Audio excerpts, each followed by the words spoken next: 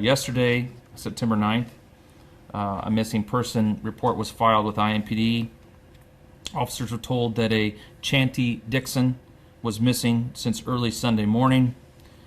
Detectives were told that she was picked up around 3:30 a.m. By a rideshare driver to be taken home. No one had talked to her since that time. Yesterday afternoon, at just before 1 p.m., IMPD Southeast District officers were dispatched to the 1800 block of Wagner Lane on the report of a deceased person found near a wooded area. The ping of a location tracker illuminated the screen. Family members huddled around, their faces tense with worry as they followed the digital breadcrumb trail through an unfamiliar wooded area. The morning sun filtered through the trees as they pushed deeper into the thicket, calling out a name that echoed unanswered through the branches. What they discovered would forever alter their lives and expose the dark underbelly of a service millions trust every day. Welcome to Shadows of Crime. If you're new here, hit that subscribe button to join our community as we explore cases that challenge our understanding of human nature. Today's episode will take you through one of the most disturbing rideshare incidents ever documented. Indianapolis, September 2024. A typical Sunday night for 30-year-old Chanty Brescia Dixon had just wrapped up. After finishing her shift at a local club, she did what countless Americans do every day. She opened an app and requested a ride home. The blue dot on her screen showed a driver approaching. Francisco Valadez, 29, driving a BMW with Indiana plates, was minutes away. The clock read 3:34 a.m. when Chanty stepped into the vehicle. The security cameras at her workplace captured her final moments in public. A woman with no idea that her decision to use this everyday service would lead to unimaginable horror. "My daughter has been a shining star since she's been on this earth," her mother would later tell reporters, voice breaking with emotion. She was caring. She was loving, but caring and loving weren't enough to protect her from what waited inside that BMW. As the vehicle pulled away from the curb, Chanty sent no distress signals. No frantic texts, no emergency calls, just silence as the car disappeared into the night, carrying her toward an encounter that would shock an entire community and raise alarming questions about who we let into our vehicles. By Monday afternoon, police tape cordoned off a section of woods near the 1800 block of Wagner Lane.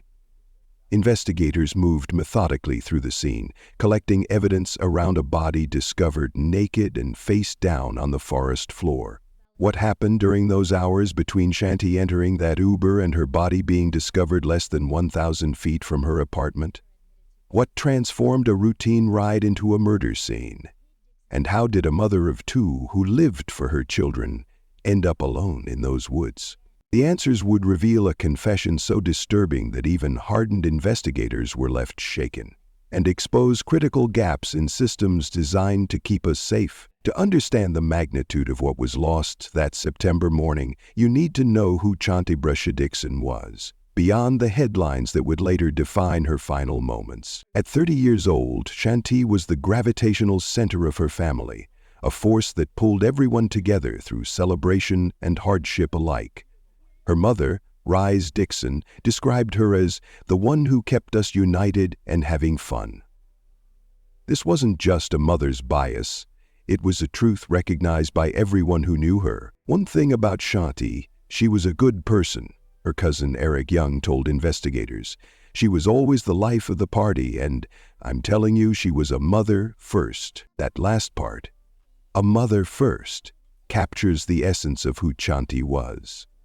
Her two children, 13-year-old Dashun and 10-year-old Kayanti, weren't just part of her life. They were the purpose behind everything she did. In a world that often judges single mothers harshly, Chanty embraced her responsibility with unwavering dedication. To provide for Dashun and Chianti, she worked as a dancer at an Indianapolis strip club. The late hours and unpredictable income were balanced against the flexibility that allowed her to be present for her children during the day.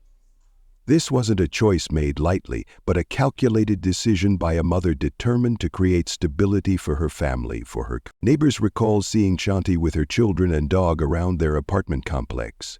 One resident who had only recently met her was struck by her warmth. "The girl just moved here. She hasn't been here for a week," Javona Hines told local reporters, still processing the shock of what happened. What made Shanti remarkable wasn't just her devotion to her own family, but her generosity toward others. In 2017, Eric Young was experiencing homelessness after losing his house. He remembers exiting an Indigo bus after work when he unexpectedly ran into Shanti, who he hadn't seen in some time because she had been traveling. "I was going through a lot," Young recalled. "She saw me and immediately picked me up. We talked, and she took me to get something to eat before putting some dollars in my pocket." This wasn't an isolated incident. According to those who knew her best, Shanti was someone who would do just about anything you asked if you were in need. Her generosity wasn't contingent on her own comfort or convenience. It was simply who she was. The economic reality for single mothers like Shanti often goes unacknowledged. Limited childcare options, wage disparities, and inflexible work schedules create a perfect storm that pushes many women toward jobs with unconventional hours. These same jobs often come with additional risks: late-night commutes, cash handling, and locations that might be less secure after dark. Despite these challenges, Shanti maintained what her mother called a life lived through love. Her presence was felt across state lines, with people in Georgia and Florida posting tributes highlighting how she filled their lives with laughter and positivity. After news of her death spread, "My daughter has been a shining star since she's been on this earth," Rise Dixon told the Indy Star. "Ever since she was a little girl. She was caring, she was loving, she was a true friend to everybody as soon as she was old enough to make friends." This part of her personality was always there, but the early morning hours of September 9th would change everything, transforming a routine ride home into the beginning of a nightmare that would leave 2 children without their mother and a family searching for answers. Sunday, September 8, 2024, began like many others for Shanti Dixon. She went to work at the strip club, performed her shift, and prepared to head home as the night stretched into early morning. The club's lights were still bright against the darkness when she pulled out her phone at approximately 3:30 a.m. on Monday, September 9th. Standing in the 2300 block of West 16th Street, Shanti opened the Uber app and requested a ride.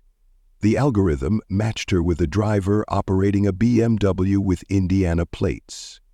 Within minutes, Francisco Valadez, 29, arrived to pick her up. The digital handshake between passenger and driver was complete, a transaction happening thousands of times daily across America. According to data later retrieved from the Uber app, Shanti's ride made one stop along Washington Street before continuing toward her home address on Earhart Street.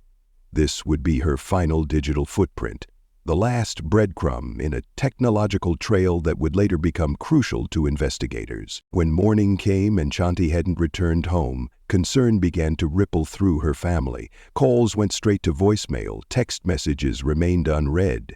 For a woman described by her mother as reliable and devoted to her children, this silence was profoundly out of character. As the hours passed without word, that concern transformed into fear. By Monday morning, the family had filed a missing persons report with the Indianapolis Metropolitan Police Department. The formal documentation of Shanti's disappearance set in motion the machinery of an investigation, but her family couldn't wait for the slow turn of official wheels.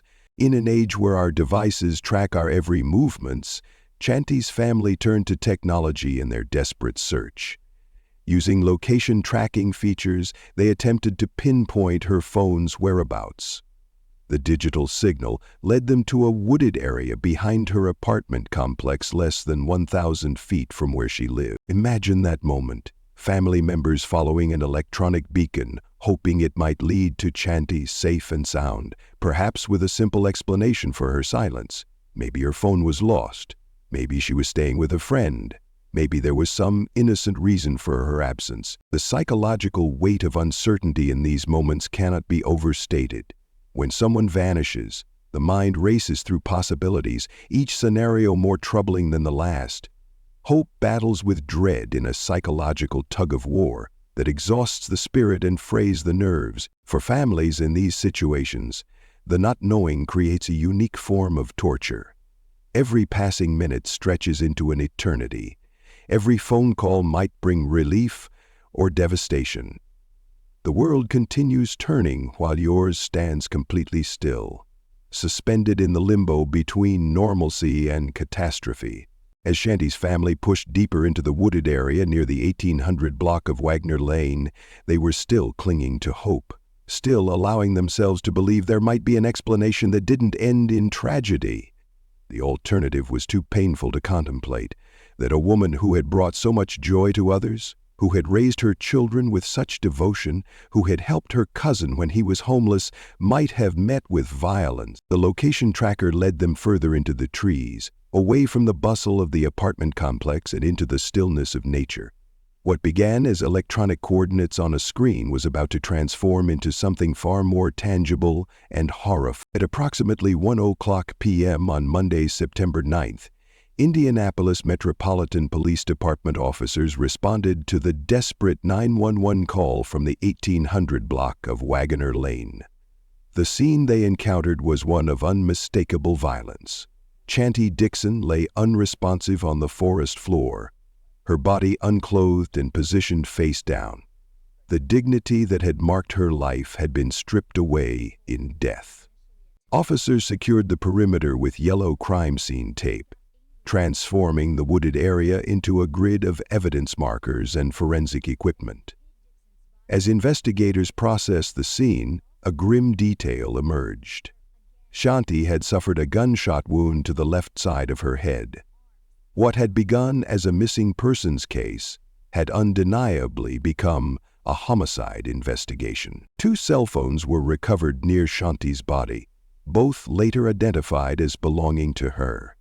These devices, which had led her family to this heartbreaking discovery, would soon provide crucial digital evidence for investigators building their case. If you're finding this case as disturbing as I am, take a moment to hit the like button and share your thoughts in the comments. Have you ever felt unsafe using rideshare services? What precautions do you take when traveling alone at night? Your experiences might help others stay safe. As news of Shanti's murder spread through Indianapolis, the community's reaction was immediate and profound. Neighbors who had only recently met her struggled to process the violence that had occurred so close to their homes. We pretty much look out for each other here. For that to happen, it's sad. For it to be a rideshare, that's really sad. You're not even safe getting a ride home, said Giovanna Hines, a neighbor who spoke with local reporters. The revelation that Shanti had been killed after using a rideshare service sent ripples of fear through the community. Suddenly, an everyday action, opening an app and requesting a ride, seemed fraught with danger. Parents hugged their children tighter. Friends texted each other to confirm they'd arrived home safely. The invisible contract of trust between passengers and drivers had been violently broken. This is a family that's been ripped apart, IMPD Chief Chris Bailey would later tell reporters. This woman is gone from the world unnecessarily by an evil act. For Shanti's mother, Rise Dixon, the loss was compounded by the circumstances. In a heart-wrenching statement that cut to the core of societal prejudices, she told local TV station WRTV, "For people out there that's doing stuff like that man did to my child, because you picked up a stripper at work and thought that no one would care, we do, and you can't do that." Her words highlighted a disturbing possibility, that Shanti might have been targeted because someone assumed her disappearance wouldn't generate concern or investigation due to her profession. Rise Dixon's powerful statement served as both a rebuke to this mindset and an affirmation of her daughter's value and dignity. As the investigation accelerated, detectives turned their attention to the digital trail Shanti had left behind. The Uber app data showed her final ride request, the route taken, and crucially the identity of her driver. But who was responsible for this horrific act? And what could possibly motivate such senseless violence against a mother of two just trying to get home? With Shanti Dixon's body discovered and the crime scene secured, IMPD homicide detectives began the methodical process of tracing her final hours. Their first critical lead came from the victim's mother, who provided the passcodes to both phones found near Shanti's body. This digital access would prove invaluable. Detectives immediately examined the Uber app on Shanti's phone.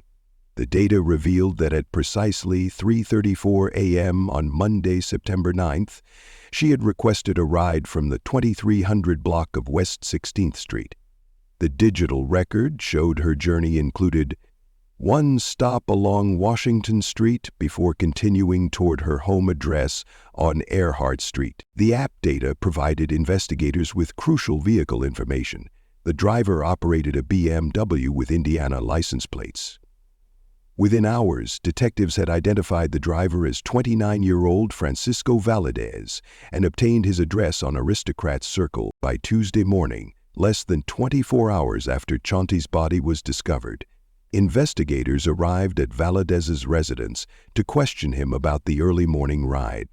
Their approach was strategic, gathering information while assessing his reactions and statements. When confronted by detectives, Valadez acknowledged picking up Shanti but immediately began constructing an elaborate fiction. He claimed that during the ride, an armed black man had approached his vehicle and attempted to rob Shanti. According to his initial story, this supposed assailant shot Shanti in the thigh before she kicked herself out of his car, at which point Valadez claimed he fled the scene. He also said that he had cleaned the blood out of his car, police would later document in their report. A detail that immediately raised red flags for investigators. Innocent people don't typically sanitize potential crime scenes. While at Valadez's home, detectives also spoke with his mother, who provided two crucial pieces of information. Her son regularly carried a gun, and he had recently cleaned out his car. The items from this cleaning were still inside the residence. Investigators seized these materials as evidence, recognizing their potential importance to the case. The inconsistencies in Valadez's story, combined with his admission of cleaning blood from his vehicle, gave investigators probable cause to take him to the IMPD homicide office for formal questioning.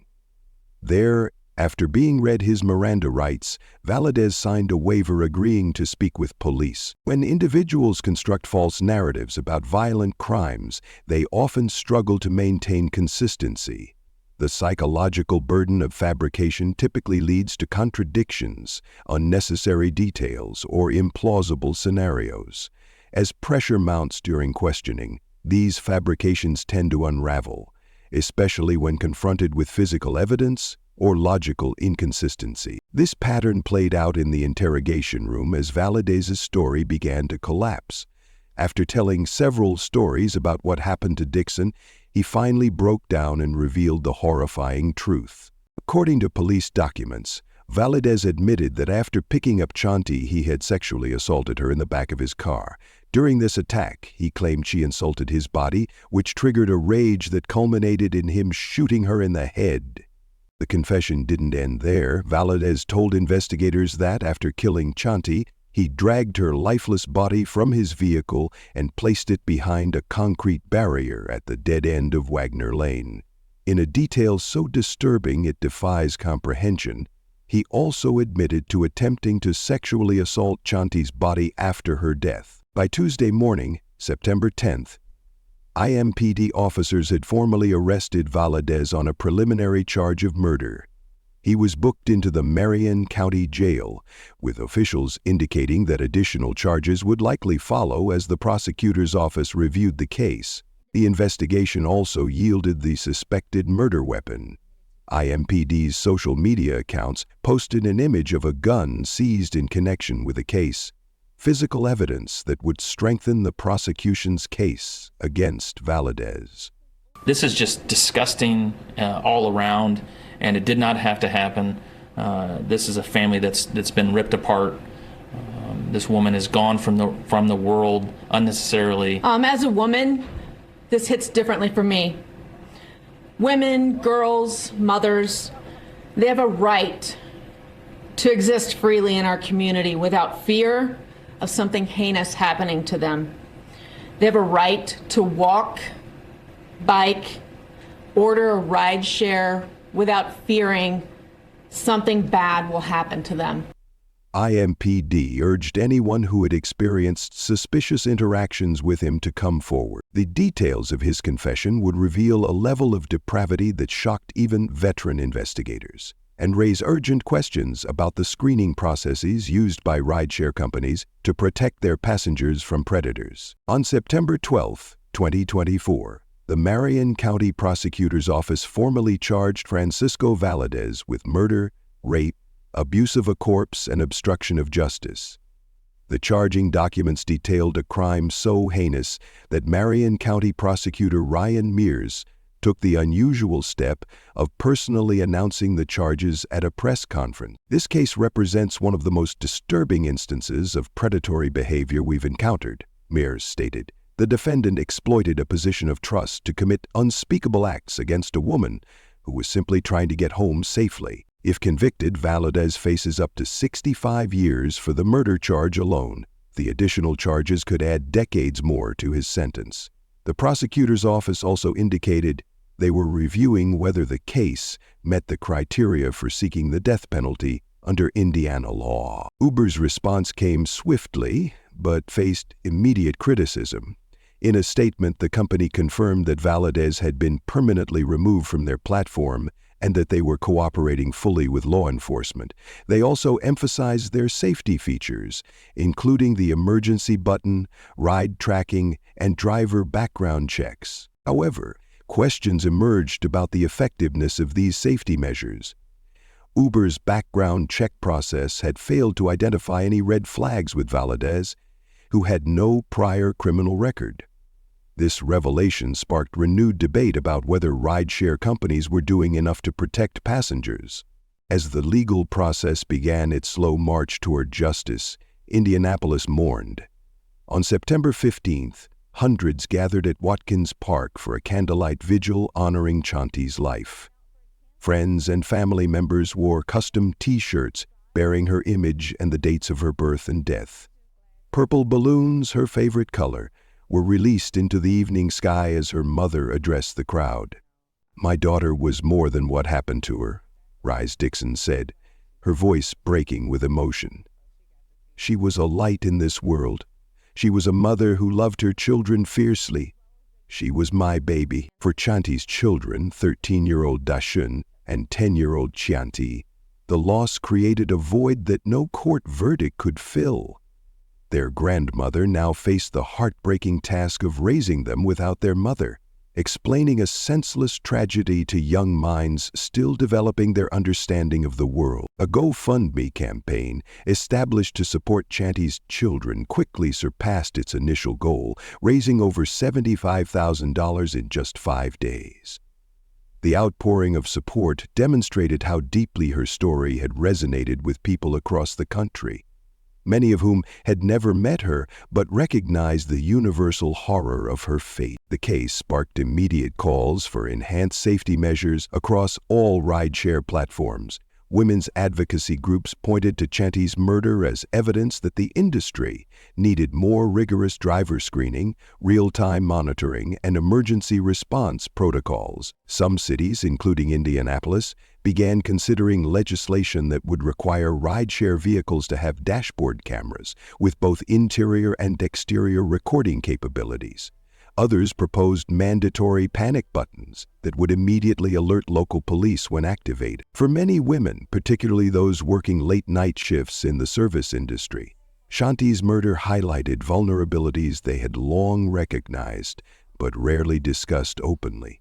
The case forced a national conversation about the intersection of gender, safety, and technology in modern urban environments. "Every woman I know has that moment of hesitation before getting into a rideshare," said Javona Hines, Chanti's neighbor who had spoken to media immediately after the discovery.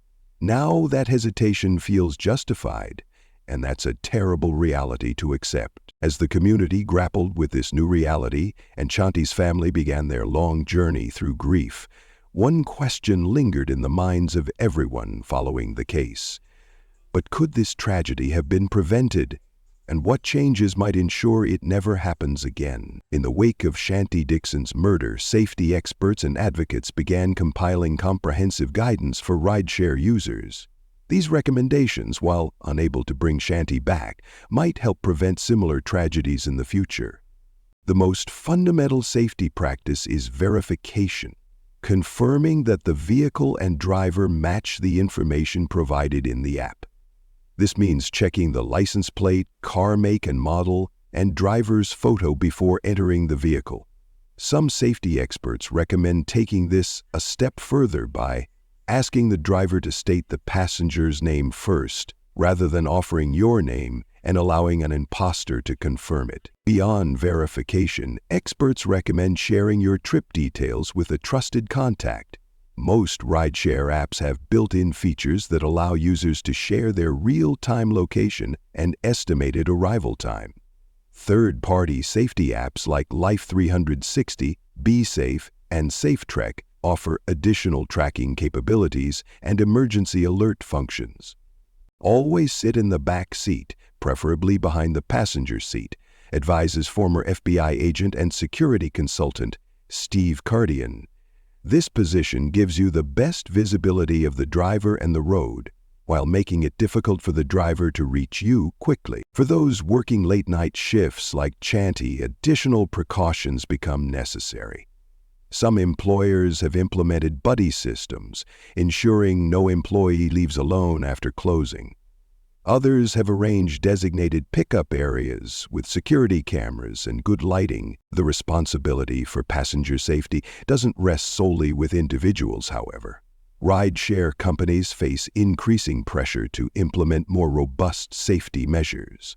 While Uber and Lyft have added features like emergency buttons, PIN verification, and audio recording options in recent years, critics argue these measures remain insufficient. Proposed corporate solutions include mandatory dashboard cameras in all rideshare vehicles, with footage accessible to the company in real time. Advanced driver monitoring systems that detect unusual stops or route deviations, and enhanced background checks that go beyond criminal records to include comprehensive psychological screening. Some advocates have called for rideshare companies to offer female driver options for women passengers traveling at night, a service already available in some countries but not widely implemented in the United States. Others suggest dedicated late-night safety teams that monitor rides occurring during high-risk hours. The economic factors that create vulnerability cannot be overlooked in this conversation. Many late-night service workers like Shanti face limited transportation options due to inadequate public transit during overnight hours. The choice often comes down to expensive ride shares or potentially dangerous walks to bus stops or parking areas.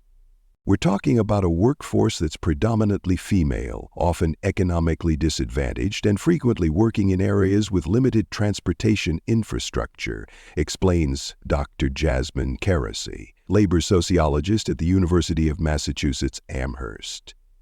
These structural factors create the conditions where rideshares become a necessary risk rather than a convenience. Some cities have begun addressing these structural issues by extending public transportation hours, creating subsidized safe ride programs for service workers, and improving lighting and security around entertainment districts. In Indianapolis, community organizers have proposed a Safe Rides Home initiative specifically for late-night workers, funded through a partnership between local businesses and municipal government. If you've ever felt unsafe while using a rideshare service, or if you work late nights and struggle with transportation options, I'd love to hear your experiences in the comments. What safety measures do you take? Have you ever refused to get into a car that didn't feel right? Your insights might help others recognize potential danger signs and make safer choices. Most importantly, it means seeing each victim as Shanti's mother sees her daughter, as a complete person whose life had value, meaning, and purpose. As we conclude this documentary, We return to the image of those purple balloons ascending into the evening sky, each one a testament to a life that mattered, a woman who was loved, and a legacy that continues through her children and through the changes her story inspires. For Chanty Dixon, for her children, for all those at risk, we remember, we act, we honor.